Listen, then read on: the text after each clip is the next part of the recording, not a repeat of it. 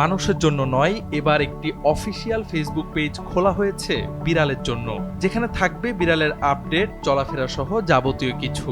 শুনতে অবাক লাগলেও এবার ঘটেছে এমনই এক ঘটনা।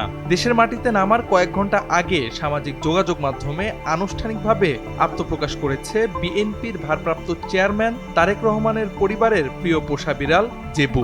আর এই জেবুর নামে চালু করা হয়েছে জেবু দ্য ক্যাট নামে একটি নিজস্ব ফেসবুক পেজ, যা ইতিমধ্যে অনলাইনে বেশ আলোচনার জন্ম দিয়েছে। চলতি বছরের শুরুতে তারেক রহমানের মোবাইলের ফোনের দিকে এক দৃষ্টিতে তাকিয়ে থাকা জেবুর একটি ছবি সামাজিক যোগাযোগ মাধ্যমে ভাইরাল হলে প্রথমবারের মতো আলোচনায় আসে বিড়ালটি।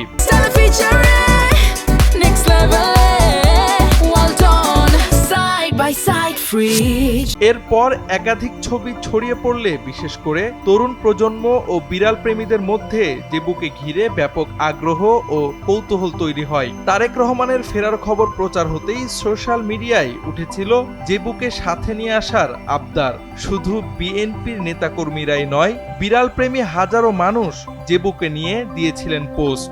সকলের আবদার মেটাতেই তারেক পরিবারের দীর্ঘদিনের পোষা এই বিড়ালটির পাসপোর্ট করে নিয়ে আসা হয়েছে বাংলাদেশে।